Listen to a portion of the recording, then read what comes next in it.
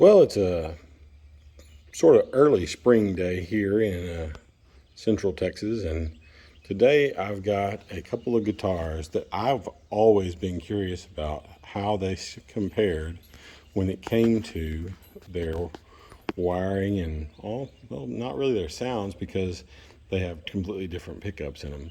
So they, in this case, Sleeps, the 58 reissue with Burstbucker 2's, and in this one is the 57 classics that are in the 2020 Les Paul Custom. So they're going to have inherently different sounds, and that's really not what all this is about. Today's deal is, what does the wiring inside them look at, and what do you get for the extra money? These guitars are essentially very similar build quality, or you'd think. I mean, the Custom is going to have different appointments than the 58, but the big deal is they are very much custom shop guitars. So this one, the Custom, is about $4,600 brand new, and then the 58 is about $5,200.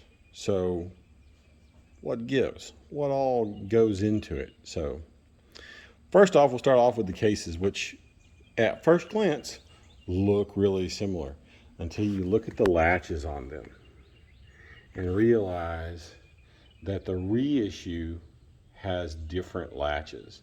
Now, one of them is the same, but the rest of them are flip up versus the Custom, which has all of it the same. Inside, they are very similar, but you can tell there's a different shade of pink/purple that goes into them. So the black in the more purple one really does have a striking appearance, and maybe that's just something that's specific to the actual Custom cases from the past, or maybe that's something else. Now, this one is more true to what I think I've ever seen. So this is like what they call them, the Lifton reissue cases. So it really is a different appearance overall than that. And you can see that the Custom has this padded deal on it.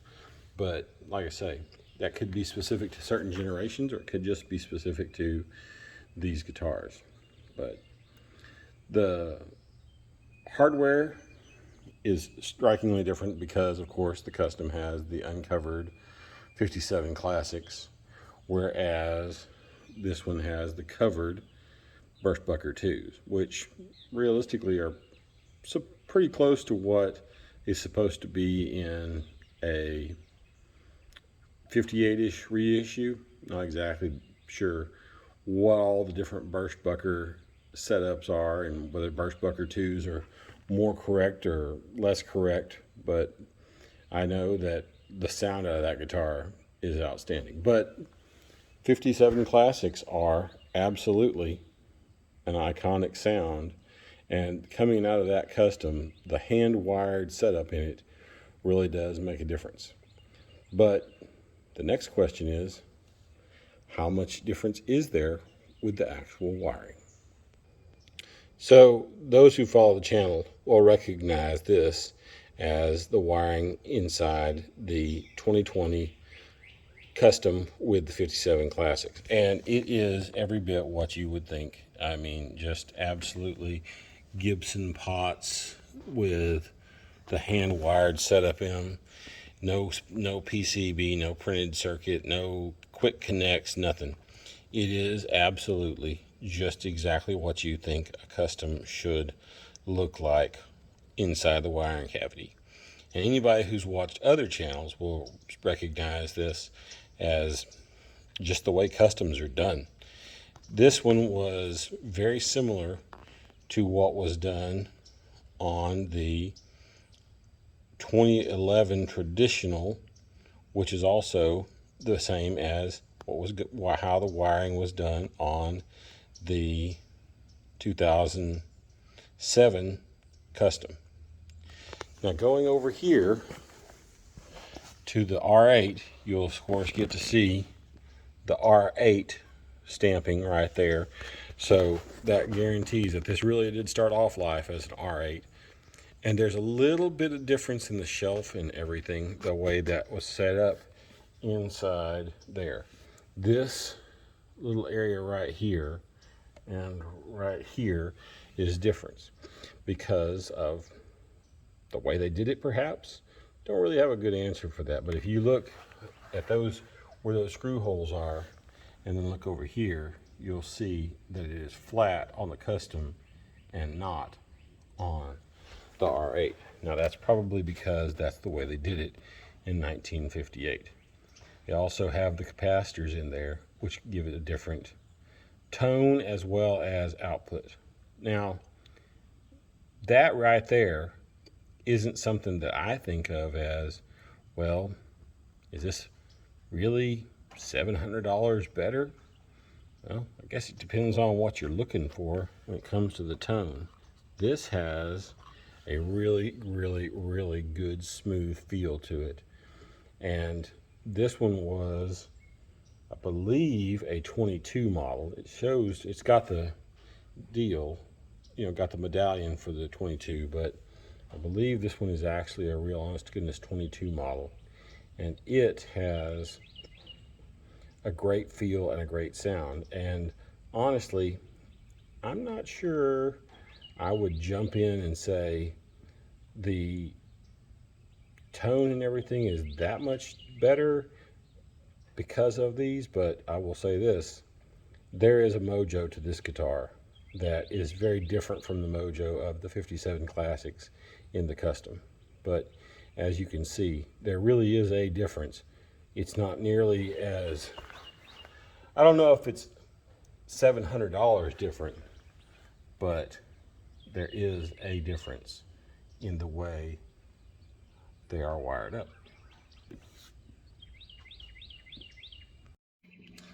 So I brought out the 2007 Custom because we know beyond a shadow of a doubt that this guitar and the 2020 Custom both have the same wiring. They look within fractions of an inch of being identically wired, and that is interesting because they are 13 years apart from each other. With that in mind, this is an accurate representation of what a normally wired normal pickup Custom sounds like. And this guitar, even though it is older, it still has all the same chime and sound that a modern Custom with the 490R, 498Ts, or maybe 496R, 498T, something, whatever the normal pickups are. I can't remember exactly what's in this one, but they are the normal pickups that are in there. That's just, the 57 Classics have a different sound to them, which inherently gives the 2020 Custom a different sound than what you would get from a Custom that you went down and bought from Guitar Center. So anyway, so start off on the neck pickup, give you a few chords.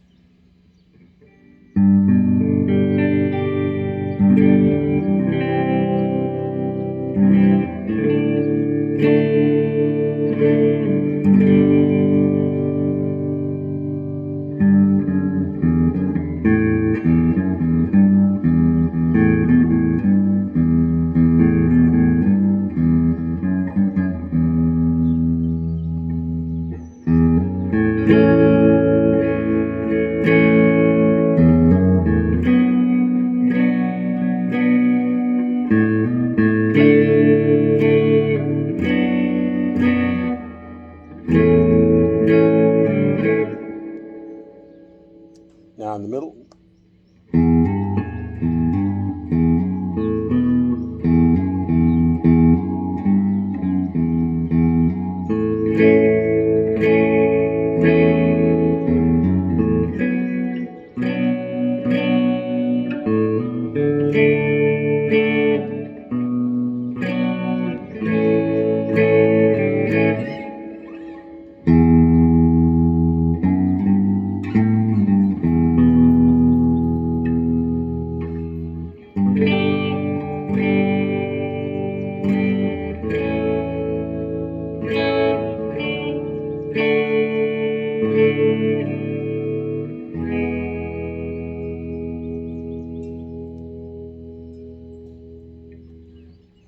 bridge.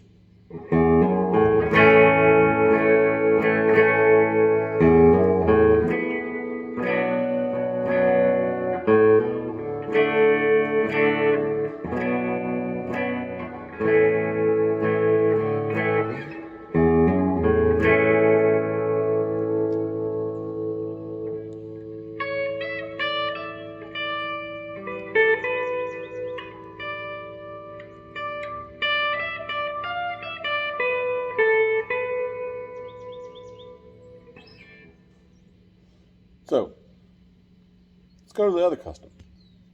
All right, so admittedly, this guitar has the same wiring, but has different pickups in it. So we're going to go with this being the 57 Classics. It's going to have a different sound in general. That said, it is at its core still the same wiring, same same lack of capacitors, same everything as the 2007 Custom. So just for this one, it's just basically what is the difference. Now this, I'll say this, the Custom has a slightly thinner neck, and that gives it a little easier playing when you're up in the higher registers. That said, that's not saying it's perfect or it's better. Some people like ones better. I've come to the realization that I like the way the R8 neck feels better. So that's my own personal thing. But anyway, sound demonstration, here we go.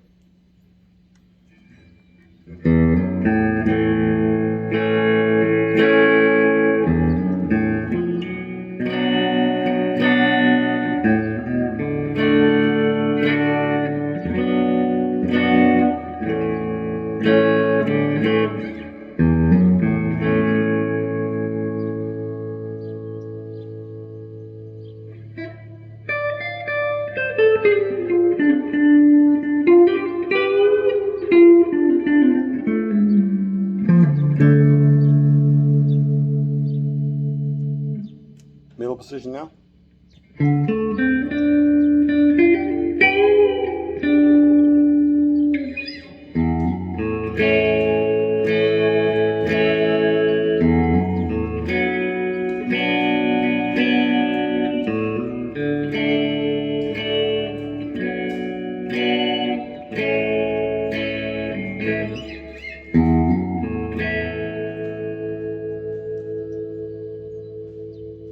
And the bridge.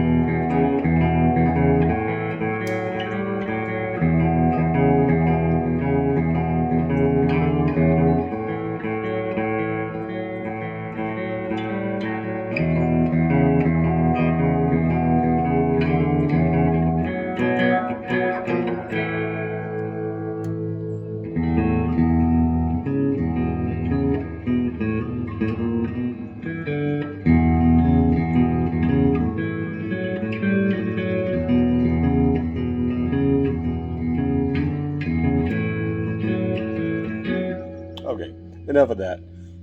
On to the R8. So sacrilegious as it is, this is the R8. And I know black plastics instead of cream. I get it. Lots of hate. I know, but I love it. I think it looks cool. Totally transforms the outside edge of the guitar from being, on Lemon Burst, it turns it into a completely different guitar. And this particular one has just enough movement in it to really just emphasize everything. It doesn't have a whole lot of movement underneath there. It just has just enough to give it the R8/R9 feel, and it looks and feels the part. Now, that said, these are Burstbucker 2's, and they have the capacitors, so they are going to sound different because they are inherently different pickups. This guitar has a chunkier neck. The neck is still gloss, and it feels thicker. That said, it's not uncomfortable. It's not baseball bat thick.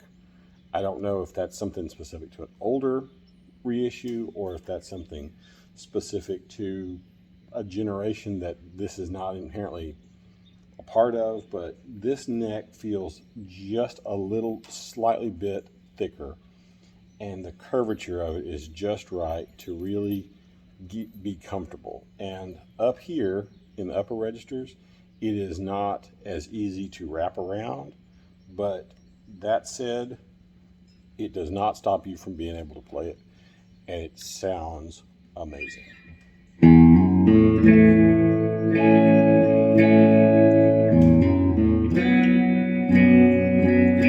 By the way, we are in the middle position starting off because I just like the way it sounds.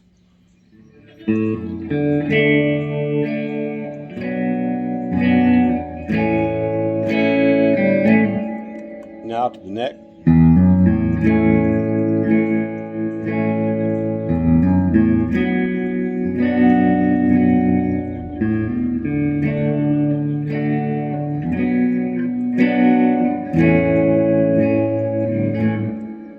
And the bridge.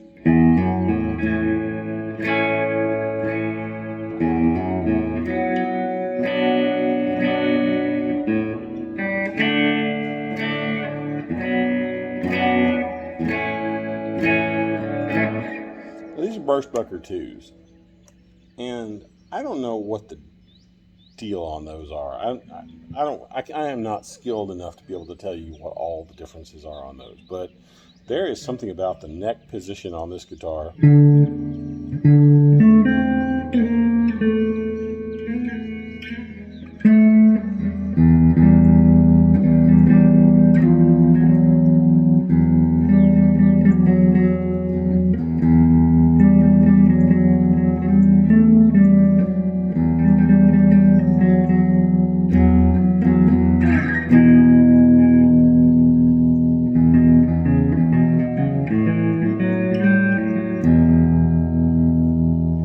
It just buttery smooth, wonderful sounding pickup.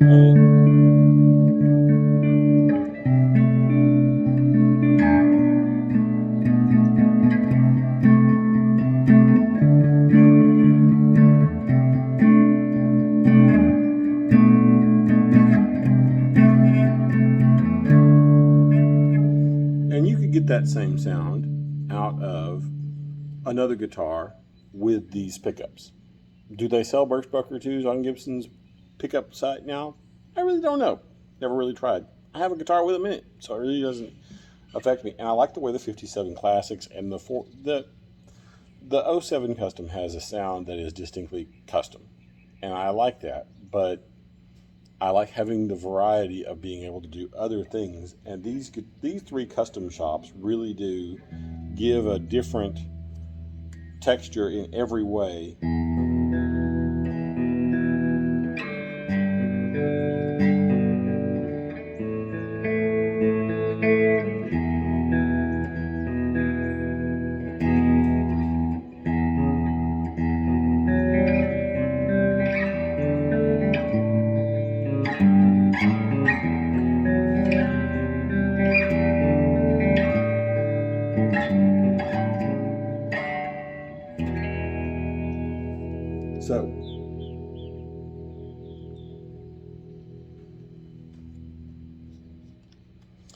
So there you have it. The three different custom shops that I personally keep around because I love them. The ones that they each do something different. They each have their own unique sound. The R8 has absolutely 100% become my favorite of the group. I love the way the mojo of the 57 Classic and the Custom is. I like the sharp, pointy sound that the Sunburst does. I'm sentimental to it because it was my dad's guitar. But at the end of the day, if I'm going to pick one up, it's this one, because I just enjoy the way the Burstbucker 2's sound, and that's something you can probably get from a different guitar with Burstbuckers put into it. That said, this one has a mojo, and the capacitors do make a difference because there's a sound, and the sound is distinctively this guitar. Now, I like R8s apparently. I always thought I was a 60s slim neck guy until I got this guitar. And then I came to the realization that maybe I'm not. The other 50s hand select, I'm going to put this one up next to it sometime soon. But these guitars are really, the standards are really, the reissues are real deal. They're nice. If you can afford one, get one. Find one in the demo shop that you think is the right one for you, and get it. If you've been on the fence about it, go to the Gibson demo shop on Reverb, look them up, pick your one up. It's worth it. That said, I guess that's the end of this video. You've heard all three of them. Which one would you choose? Talk about it in the comments. Till next time.